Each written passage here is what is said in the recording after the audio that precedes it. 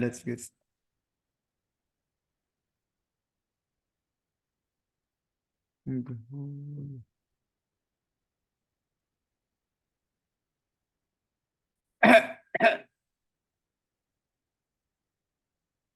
go ahead. Namo, fundamental teacher, Shakyamuni Buddha. Namo, fundamental teacher, Shakyamuni Buddha. Namo, fundamental teacher, Shakyamuni Buddha. The unsurpassed, deep, profound, subtle, wonderful Dharma in 100,000 million eons is difficult to encounter. Now that I have come to receive and hold it within my sight and hearing, I vow to fathom the thus come one's true and actual meaning.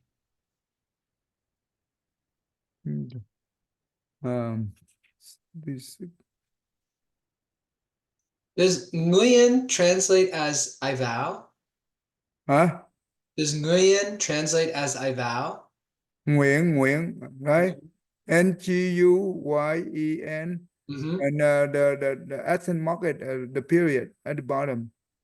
Okay. Nguyện, it the vowel. That's right. It's a very common name in Vietnam. Oh, Nguyễn is different, a little bit different. Yeah, I will Oh, show you. I will show you. Yeah, it's similar spell, but it's not the same. okay. Yeah, here, let me show you it. How you spell the two. This is the common Vietnamese username, Nguyễn. You see the accent mark at the above? Mm-hmm. Uh, this is the vowel. Oh, okay. They are very similar, but only the accent mark is different. Wow. Mm. And a different meaning then too. No, it opposite. Well, they have very different meaning. Nguyễn is just like whisk, vowel, yeah, something like that. The Nguyễn is a surname. It's a family name for the common family name for the Vietnamese. Okay. Okay, all right. Let's get. Um, okay, we stop right here.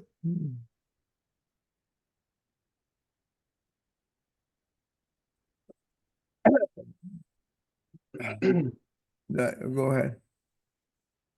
What is the Asura realm like? According to the proper Dharma Remembrance Sutra, Asura's need for clothing and food is naturally available. The headband and clothes are made of 7 kinds of beautiful treasures. As pure as the gods, food appears according to their preferences, full of delicious taste, not inferior to that of the gods. As the great Shastras say, although Asura's clothes and food are better than those of humans when they eat, the taste is not as good as humans' food. That means in all of Asura's meals, the last bite must turn into green mud. Just like the Dragon King, even though he ate hundreds of dishes, the last bite turned into a frog. That's why in the sutras it says that they are not equal to humans. Does it make sense? Yeah, almost like they were never satisfied in their previous life or lives. And so that's like a karmic consequence. Mm. Their food and clothes, that mean according to their reference, it will appear in front of them. So whenever they want to eat, the food will appear. They don't need to cook. They don't need to prepare. It's similar to God. That's how God, because they are for material, they're similar to God. But Mhm. for power, they are different. That's why. And the only difference between, well, not only the difference between the God is food for God is beautiful from beginning to the end. I mean, the taste good, right? But Mhm. for the sutra, before everything is good until the last bite, it turns into the ring must. Um, they do to their when they in the human realm, right? They also practice the 10 good deeds, just like the God. But with their hatreds, with their jealous, right? With uh, the mindset of compete, fight.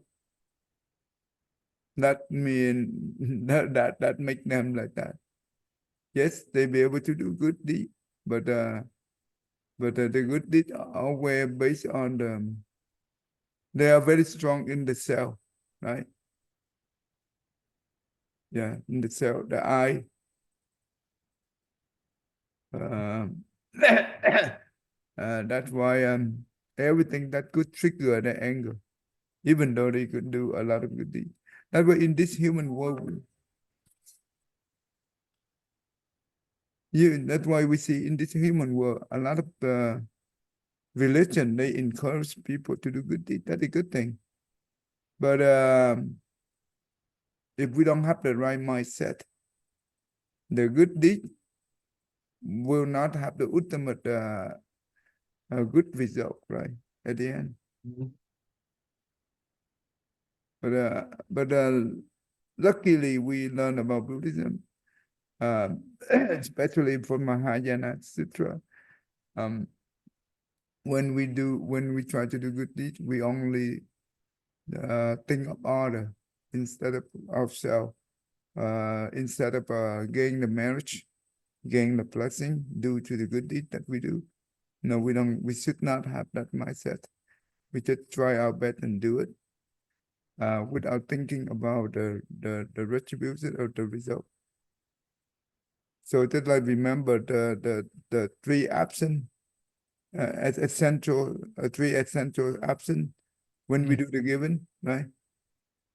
That means the giver, the receiver, and the object. That's that is interesting. And later on, maybe I will take out one of the section in the Diamond Sutra. The Buddha talking about the four different um, uh, what do you call? Um, well, they have a giver. That means that us, right? And they have other when we do the giving, we think about ourselves, we think about other people. We also think about the living being. Living being, that means the different kind of being, right? Each type being they have a different type of blessing or retribution. And let me see. Ngã nhân thọ. Yeah, okay. So and also the um, um, the thing that the blessing that they gain right through it, and so we I will look into it and I will translate that. Well, they I think they have the English version, and I will use it and we will talk more into it. It's very important when we have the right mindset to do good deed. Otherwise, the end result will come out that even though it's good, but it's not as good as we wanted. Right? Yeah, any question? No time. Mm. So that's why they say that in the sutra, it say that they are not equal to human. That means humans still better than them. Even though human, we don't have this, we do not have the power like the sutra, right? Mhm. um, the human, we be able to, I think it's, well, in this human, yes, we have good and bad, but in general, hopefully that we don't have we don't attach to the self too much compared to the Sutra. Okay, anyway, all right, go ahead. The Durga Agama or Asura is a species that loves to wage war. The Durga Agama Sutra says, because Lord Asura has a lot of power, he thinks, heavenly king of Triastrimsha heaven, Lord Indra, and the kings of the sun and moon keep walking above my head. I swear I will capture the king of the sun and moon to make earrings. The more he thought about it, the angrier he became and wanted to take action. He immediately sent the two lords, Asura Sha Me and Tima Chatda, to prepare weapons and go fight against the gods. What do we understand here? And one of the characteristics of the Asuras is that they are prone to fighting, to being envious and ambitious, and they enjoy confrontation. So we see it here in how they think about there being gods that are above them. That's why the mind of envy or jealousy is very dangerous. In this human world, right, when we see a lot of people better than us, they are way better in many sense, right? They are more intelligent, they are more blessing, they are more virtue than us. But we have to learn how to be humble. We have to think that, oh, that do today good karma. That do.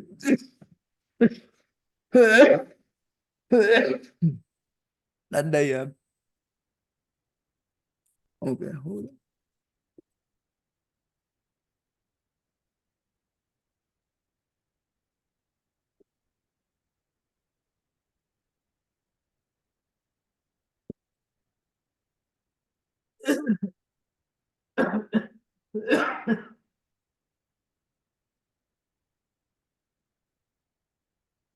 Okay. Anyway. So we try our best to learn how to become humble, and we have to have the right contemplation. How do we have the right contemplation to overcome our envy, our jealousy from other when we see other people better than us? I think there are there are multiple lines of contemplation that could work. One would be the contemplating the consequences of jealousy and enviousness, such as the rebirth as an asura, and understanding the difficulties of that sort of mind state of no matter what we have, if we tend towards envy and jealousy, we'll never enjoy it. So even if we have more than most people, if we're envious and jealous, if some people have more than us, we won't enjoy what we have. So we never satisfy what we have. Yeah. And of course, it'll obscure the essential nature. So then we won't take practice seriously. If we're focused on trying to get things, then we won't be investing in meditation and realizing the true way of things. Even though they are better than us, even though we are jealous or envy, can we change them? Can we change out? Can we change anything? No, and they won't make anything different by being jealous. No. Right. But the who will suffer the most? Oh, the person holding the envy. Yeah, we are the one who suffer the most. And at the same time, we are the one who destroy our blessing. With that mindset, we destroy our blessing. So that means whatever we have, we eventually destroy by that mindset. So it's not a good idea, and we were stuck with our mindset. We've been trapped our own mindset, just like the one who depressed. They stuck there for many years. Eventually, they have to learn how to let go. I just today I teach Well, I think the depression, and today's lesson is learn about catasphizing. What do you call Learn about the what? catasphizing? CATASPIZING.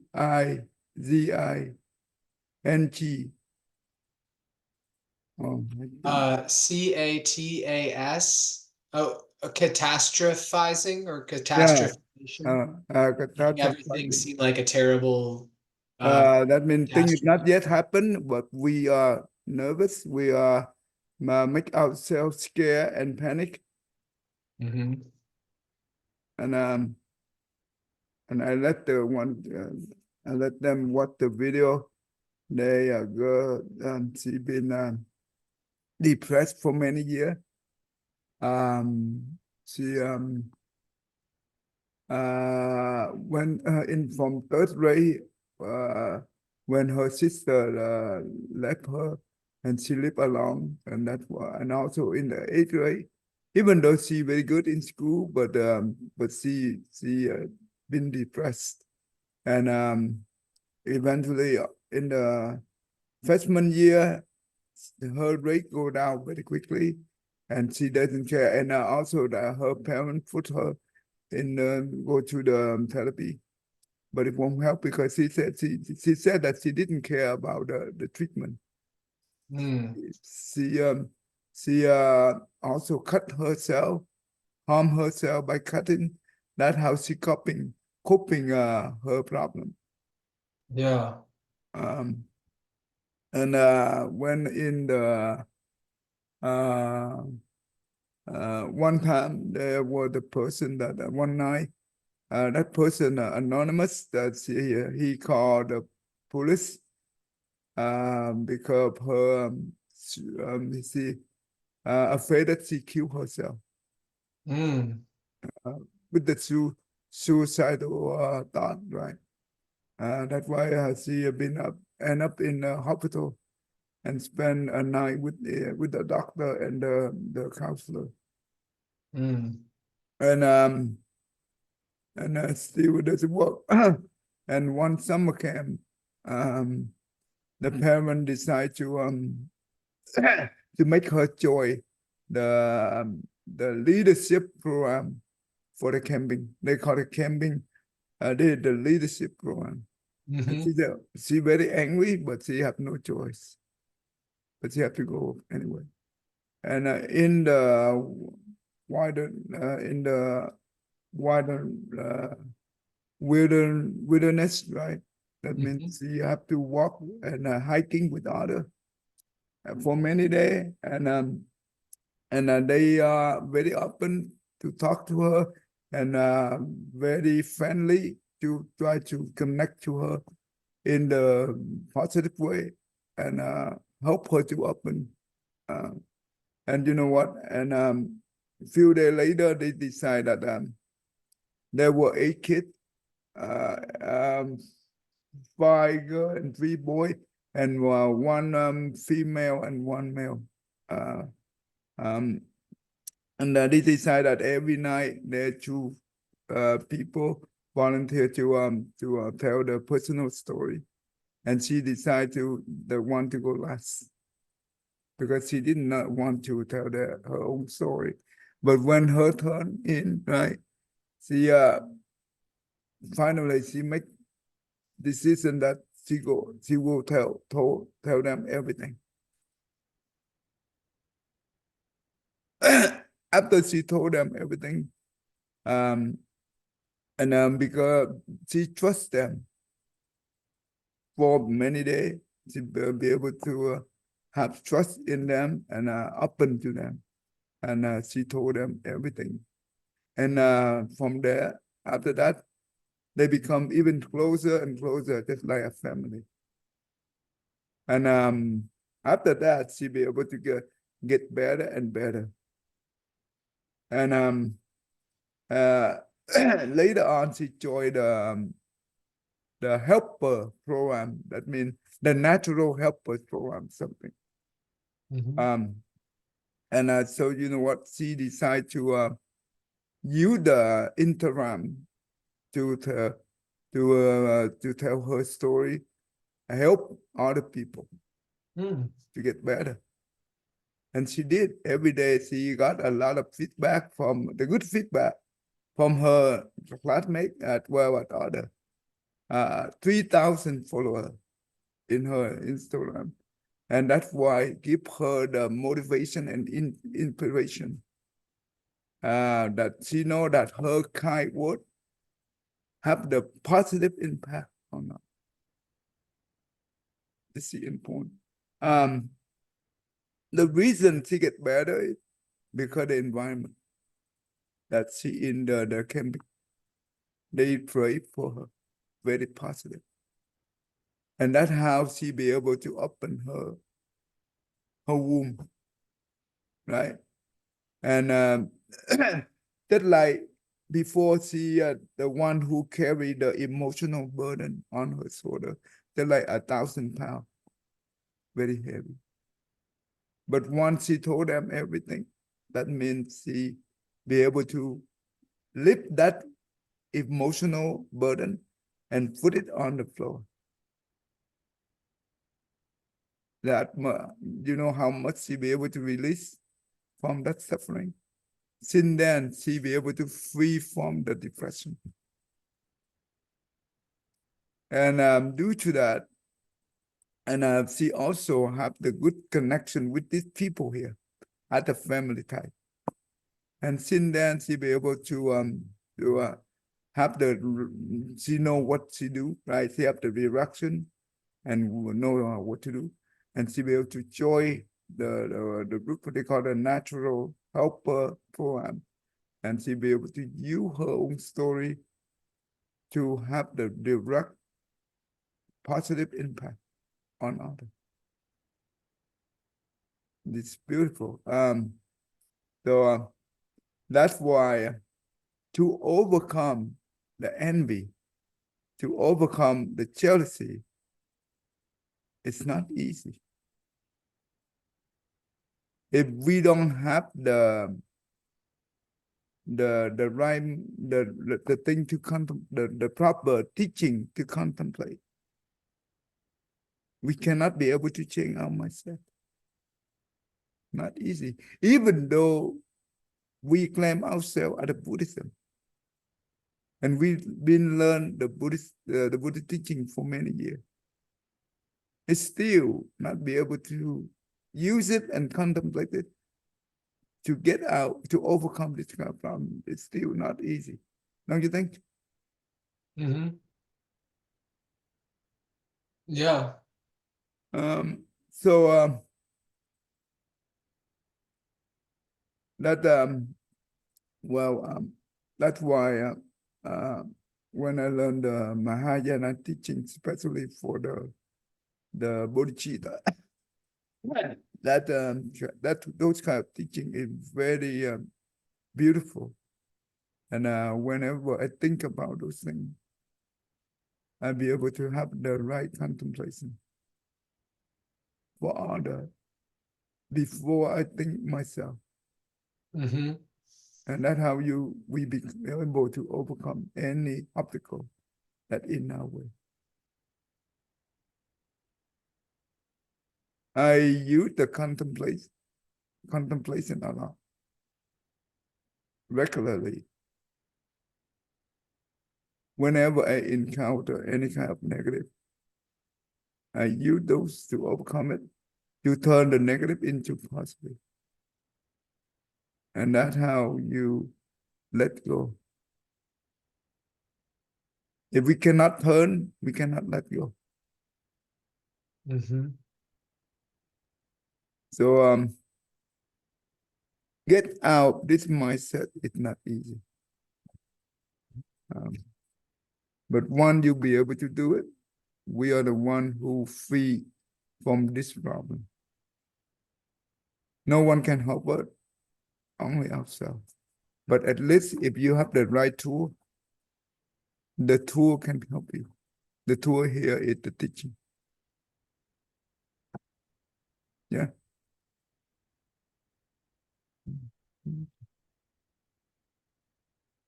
So in order to overcome the envy, when I have that kind of thought in my mind, I recognize it and I say, this is bad. We should not have this mindset. This is not the proper. This is not the proper thinking. And I very quickly recognize that person indeed, he or she have the virtue. Indeed, he or she have that talent. Indeed, he or she have that blessing. We are not. But luckily, we be able to nearby to be able to get to be nearby these people, so we can have a positive influence from them, so we can learn good things from them, and we will, and I will, and I set my mind that I'm willing to learn from them, whatever they offer. So that's how we be able to overcome. And you know what? And when the thought of the envy arise, and that will make us a little bit suffer right there. And when you recognize it and you be able to turn into use your contemplation and turn into positive, and you can feel the release. It's beautiful. You will see the result right away. That is the beautiful practice and principle at the same time. Yeah. So how do you overcome your envy, your jealous? Every one of us do have something like that. Yeah. I think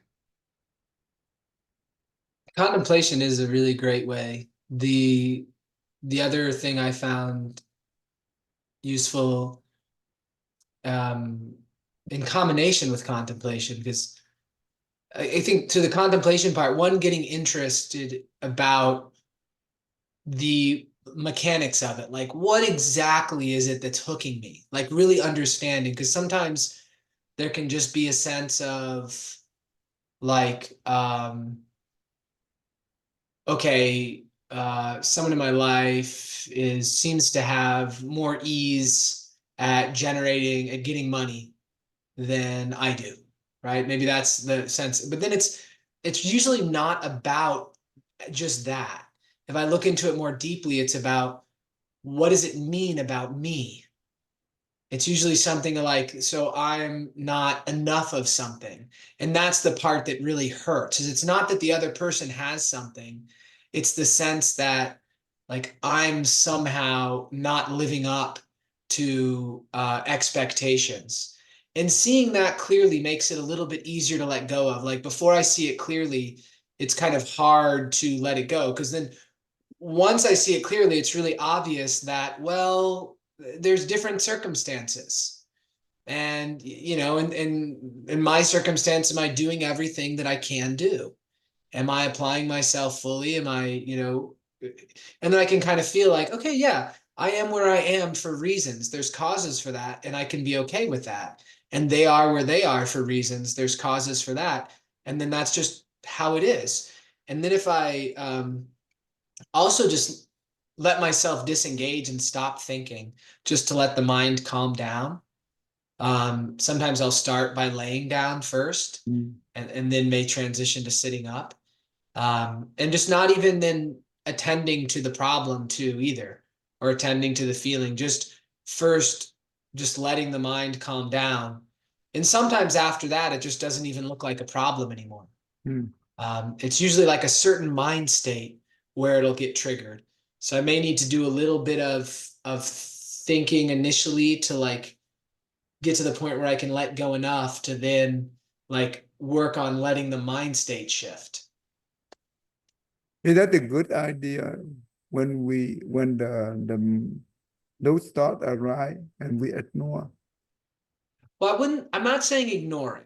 Mm, Like I'm not saying pushing away, mm, but I'm also saying if I can be in a place where I'm not grabbing onto them or pushing them away mm, and just like they just lose power. mm, Like if I can acknowledge that it's there, and then if they're recurrent, then there's really a sort of need to like look into the thinking around it. But mm, if it's just like if it's just more about my mind state at that time, like I'm stressed out about something, there's some situation happening that's making me more sensitive, mm. well, then it won't necessarily recur after I've let go of it. But yeah, I agree. We shouldn't pretend it's not there or ignore it. But kind of like in meditation, where we go straight to allowing the mind to calm down, and we don't try to figure anything out. And then there's this just essential peaceful nature that begins to have more sway in our minds. So the combination of those two things seem to be helpful for me. Yeah, we at the beginning we need to acknowledge, at least we need to acknowledge it. Then from there we can use different methods, contemplation or sit and lie down and let the mind calm down. That is another way. Um, but in the contemplation, I also think like that's true. In this world, bad people a lot compared to the good people. It's our number, right? The bad people compared to the good people, the bad people is our number. I don't know. I'm not sure. I mean, I could see No, that. when I say good Yeah. people and bad people, the definition of good and bad it each one about have a different definition. Hmm. But to me, the good people here, I mean that the one who really care for others. Okay. Yeah. Yeah. I agree with you there. Most people are gonna mostly care for themselves and what they see as theirs. So it's not really bad. They are not bad, but for the one who care for others, very rare. Hmm. Definitely very rare in this world. Um, and if we see the one who have virtue and the one who have that characteristic, we should be happy because we need someone like that in this world. We need more people like that in this world Hmm. to have the positive influence on others. We are the one cannot do it, and we wish that that person be able to do it on our behalf, and we will learn from him and try to practice the way he do. That's how we be able to overcome the envy mind very easy. Well, it worked for me, but maybe in different. Each No, one will have a I different think way that's to yeah, a do really it. good way to think of it. Huh? Yeah, I think that's a great way to think of it. Yeah. And it also makes me think of the practice in bodhicitta of replacing self with other, Mm. where if we want for others what we would want for ourselves, and you see that in Christianity too, the do unto others as you would have them do unto you, like Mm. that, how happy would I be if I had these things? So that this other person has this thing, they're just like me, and it's nice that they're experiencing this happiness. And even though when we see a lot of people, that mean our friend also love this person so much, that is a good thing because we think that they can learn good thing from him that we don't have those to offer. You know what I mean? Mm-hmm. Even though we are the one who guide them at the beginning, but they're the one. Our friend come from far away here to visit us, and also have a chance to help our people here. And the good thing is when they recognize this person and they do have the bonding, good bonding, and that is a good thing because they be able to learn from it that we don't have to offer. We don't have those things to offer them. And we at the same time we also learn the good thing from that person. So we are the learner. instead of we are the one who we give the sharing the teaching, but we at the same time we also the learn.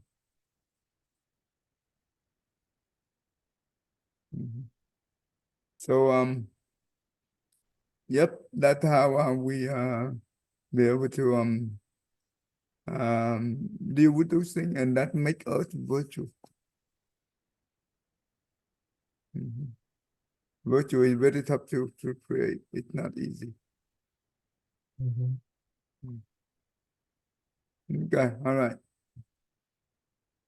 Oh, at that time, the two great dragon kings, Nanda and Batnanda, wrapped their bodies 7 times around Mount Sumeru. It shakes the mountains and spreads the clouds, whipping its tail and raising waves. The gods of Triastrimsha heaven said, Asura is about to start a war. Dragon kings, spirits, and gods, take up your weapons and fight. If you lose, then run away.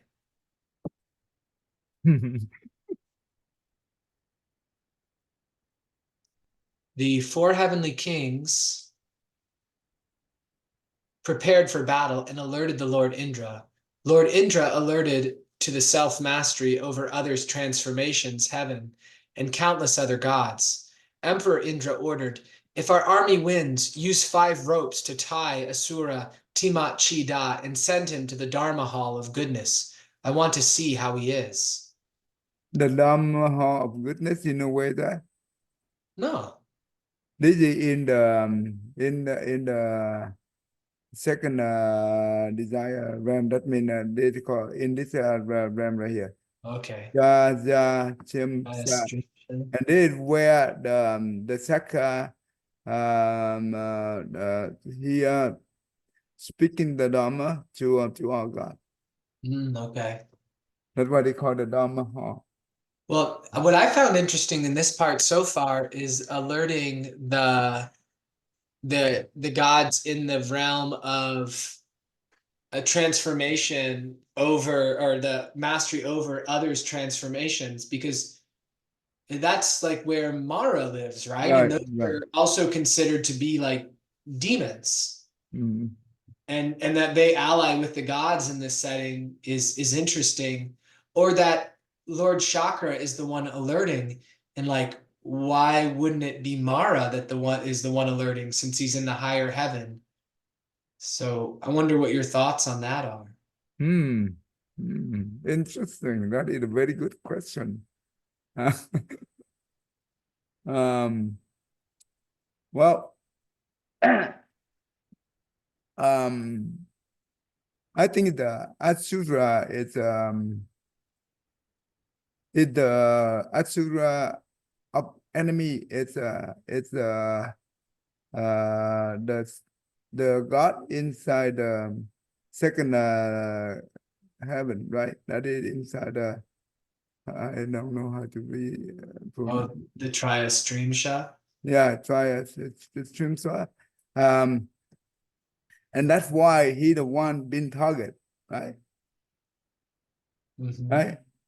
They all come to him to him, not to the sixth heaven, right? Ram.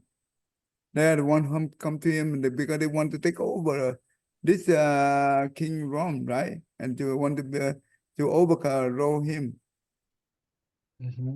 Not come to the self mastery over other transformation heaven. And that's why he the one who been attacked by Asura, and that's why he the one want to get help, right? He need help, he get help, and that's why he try to reach out other, and especially different level of God realm. So yet even though he in the second realm, but he can be able to communicate and to have a connection with other realm. That is the power. So he tried to get as much as help he can. If the Asura is the one who attacked this one right here, then that means this one have to alert other, right? Mhm. But this one is not the target, but the target is the sucker. I hope I explain in that way. Yes. Mm. Okay. Okay, go ahead. Asura also said, "If we win, we will use 5 ropes to tie the Lord Indra and take him back to Seven Leaf Hall. I want to see what he looks like." Okay. In a decisive battle, neither side was injured, but their bodies collided, causing pain. Lord Indra immediately transformed into 1,000 eyes, holding a diamond pestle, and his head spewing out fiery smoke. Asura saw him and ran away. Timachata was captured, tied up, and brought back.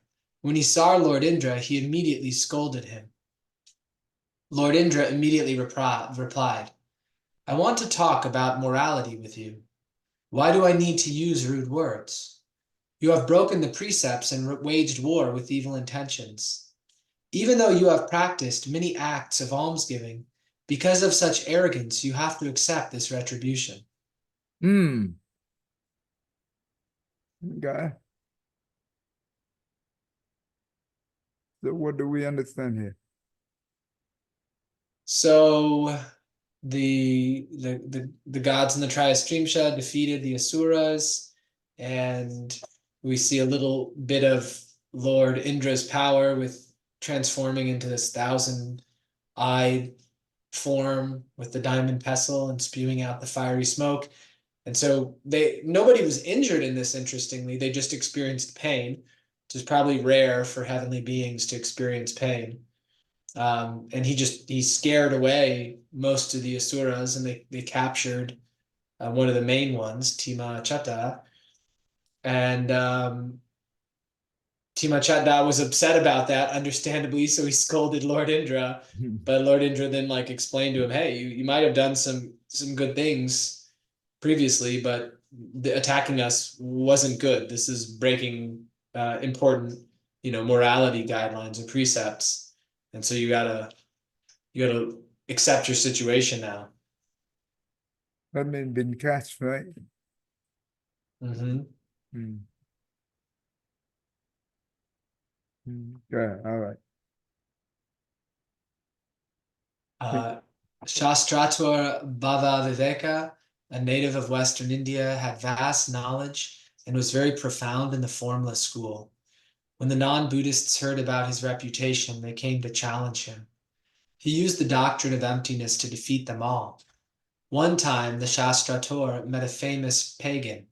The two sides debated for more than half a day. The pagan were weak in reasoning for the debate, but he still stubbornly refused to lose. Therefore, he suddenly turned into stone. Only 6 months later, when he heard thunder, he regained his original appearance as before. Hmm. Interesting symbolism, because if he was being stubborn, even though it was clear that his reasoning was flawed, and he turned to stone because of that, it's kind of like he was ignoring the reasoning. He wasn't being sincere in the debate, and he wasn't willing to show the wisdom that he could acknowledge when he was incorrect. So symbolically, we could see that as kind of like turning to stone, becoming, really holding on to ignoring something, ignorance. And when he heard thunder, he regained his appearance as before. I'm not sure what that indicates. Hmm. I'm not sure what did that indicate either. But in here it's interesting that this pagan, right? Um, he always want to debate and defeat other. That is the mindset of Asura, right? Mm-hmm. At the beginning, maybe he very very rational, right? Very reasonable, using reasoning to debate. But you know what? When he met this Satrata, using the doctrine of emptiness, and that means there no place for pagan to be able to defeat, because in the doctrine of emptiness there is nothing to hold on, right? But this pagan, it hold on those whatever he believed, right? And his mindset is always want to win, and because of that, it defeats him. And when he been defeated, he did not give up. He's very stubborn and refused to lose. That is the ignorant, right? And because ignorant and arrogant, that he did not give up. And turn into stone. That means ignorant it's firm just like stone. It's firm just like stone, and nothing can change. 6 months later, well, he heard the thunder and regained his original appearance. I'm not sure what is that. Maybe we can read the next one. Let's see what does that mean. Later, he read the Shastra on the Yogacara school by the great master Dharma protector. Even though he had vast knowledge, he was still unable to see the flaw of this Shastra. He lamented, flaw of this Shastra. If Maitreya was not born, then who can resolve my doubt? On that occasion, he came before the statue of Avalokiteshvara, Bodhisattva, vowing to recite the great compassion mantra for 3 years. One night, Avalokiteshvara, Bodhisattva, appearing in a beautiful body, came and asked, "What are you hoping for by reciting this mantra?" The Shastrator replied, "I vow to stay in my body until the Maitreya Tathagata comes to the world to ask about the teachings in the Shastra." Let me see. Oh, hold on. I think maybe the word flaw might be law, might be meant to be the word law. Before that, let me look at this thing. Okay.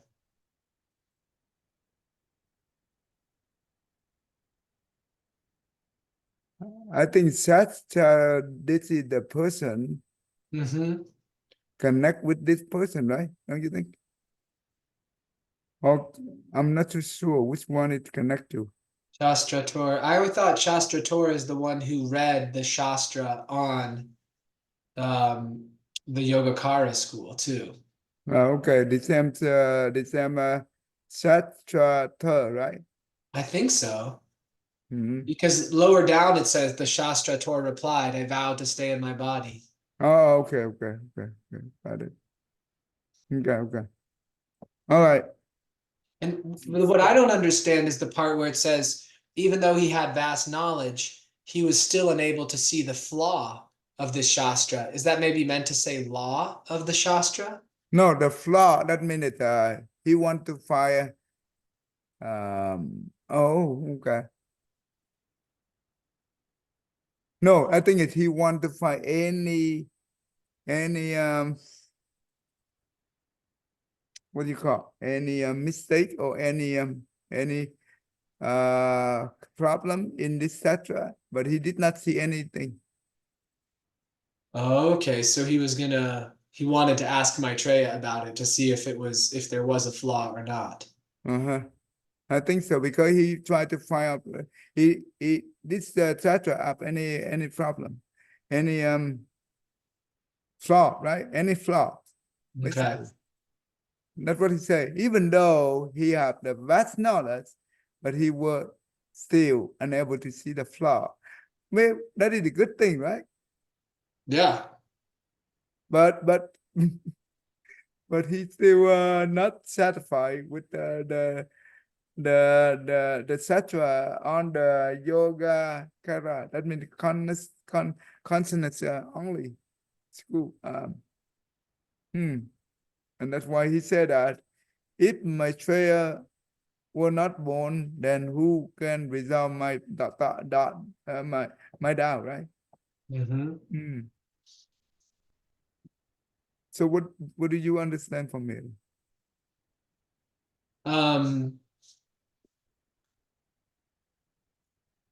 Yeah, basically just what we've said. That interesting that he's reading the Shastra with that intention. I mean, that means that he has a great confidence in his understanding and wisdom and reasoning, that he would, think that there must be some mistake in this. Because in the previous one, he say he's very good in doctrine of emptiness, Mhm, right? That is the very high wisdom in Buddhism. mhm. With that, he still not be able to see the flaw of this satire. That means the one who wrote this, it's no flaw. Mm-hmm. And he also know that they come from Maitreya Bodhisattva. Only him be able to resolve his doubt. Yeah. Yeah, okay. And that's why, yeah, what did he do here? So he's reciting the Avalokiteshvara great compassion mantra, so that he can, like, to empower his vow to stay in the world until Maitreya appears, which is a really long path. Yeah. The whole idea of recite the mantra is he want to stay in this world, to wait until the Maitreya Bodhisattva come to the world. Mm-hmm. Uh-huh. And the Bodhisattva appeared. That means the Avalokiteshvara, right? Appear in front of him and said that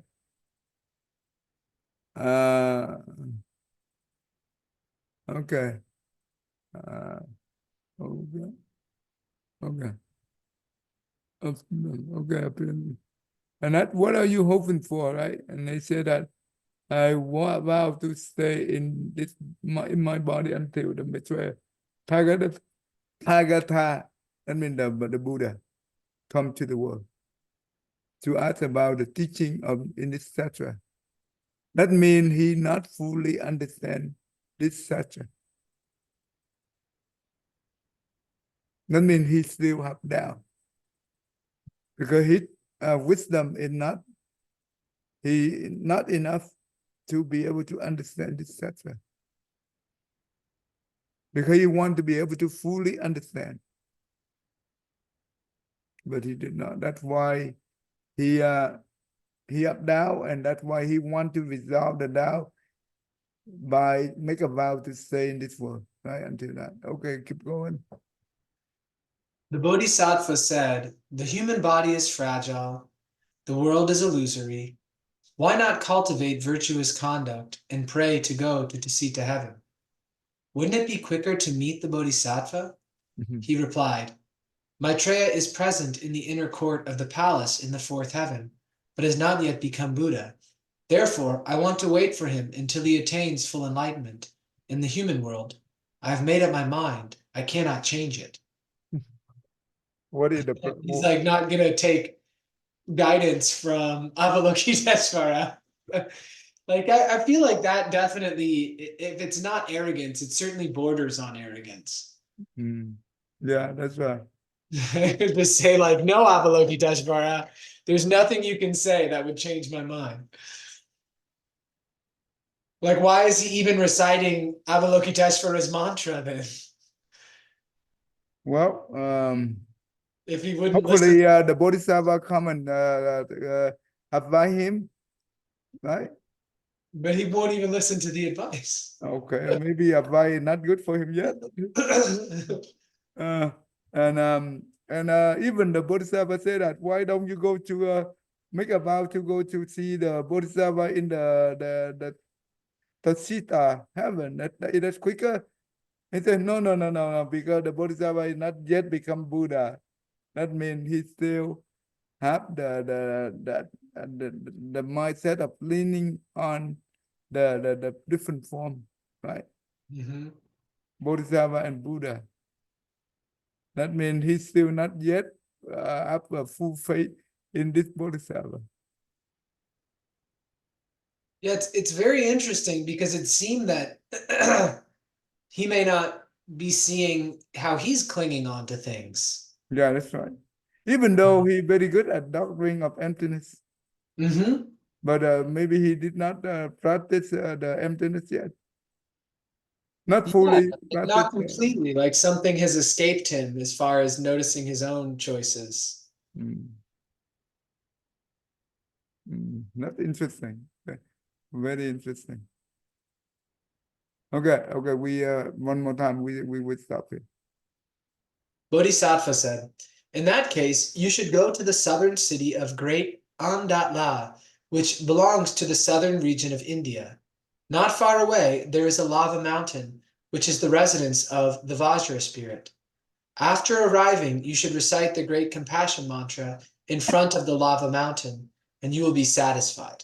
Okay, good. We stop right here. Maybe. Oh, you wanted to read the next one to see what happened? Oh, sure. Yeah, this is very interesting. A good cliffhanger, too, though. The Shastrator obeyed, went to the place and practiced like that. 3 years later, the god appeared and asked, what do you pray for? Answer, I followed Bodhisattva Avalokiteshvara's advice and came here to recite. May this body live forever until Maitreya Buddha is born. Great God, please let me achieve what I want. The god of Vajra said, in this lava mountain there is the palace of the god Asura. You should bless the great compassion mantra in a white mustard seed, then throw it in and the stone door will open. After that, you should go straight inside. There will be an expedient mean for you to stay for a long time and wait. Hmm. Okay. That's how he entered into the Asura palace. Yeah. Wild. Because the Asura maybe lived long enough to see the Bodhisattva Yeah. coming to this world. Mm-hmm. That's interesting. Yeah. Okay.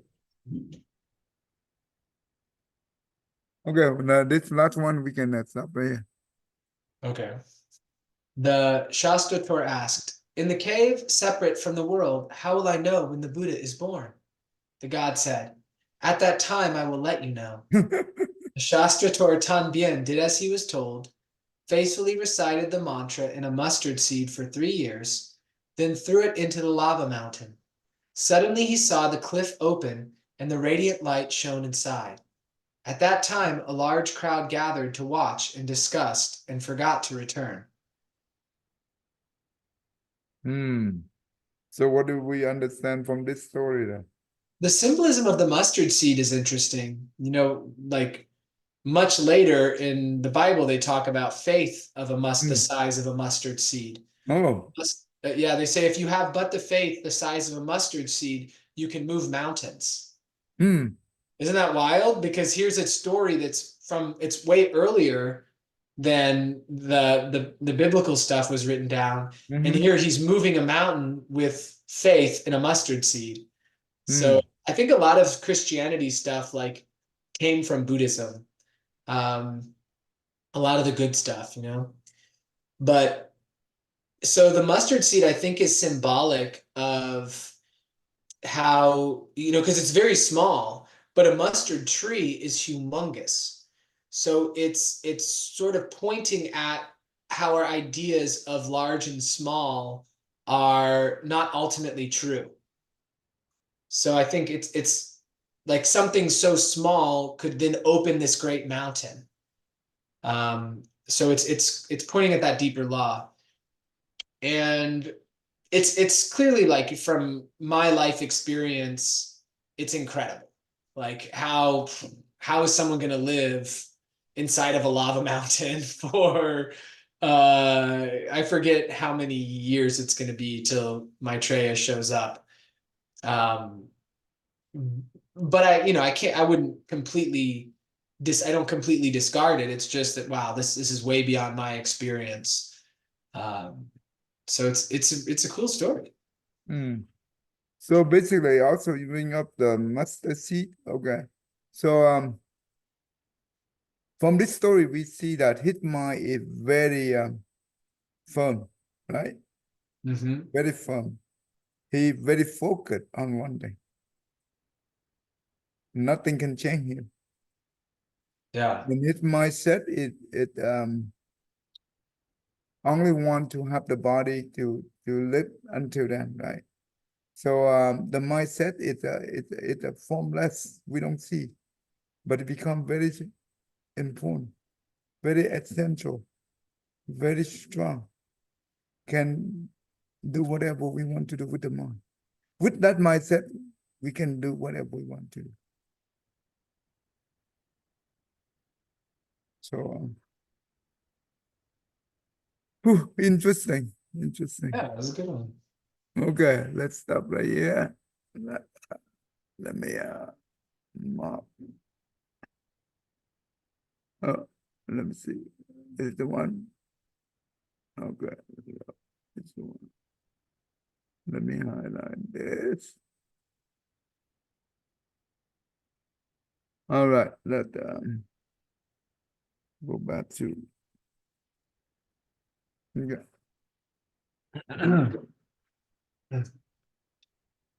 May every living being, our minds as one and radiant with light, share the fruits of peace with hearts of goodness luminous and bright. If people hear and see how hands and hearts can find in giving unity, may their minds awake to great compassion, wisdom, and to joy. May kindness find reward. May all who sorrow leave their grief and pain. May this boundless light break the darkness of their endless night. Because our hearts are one, this world of pain turns into paradise. May all become compassionate and wise. May all become compassionate and wise. Good, thank you. See you tomorrow. Yeah. Thank you, Ty. See you tomorrow. Hmm.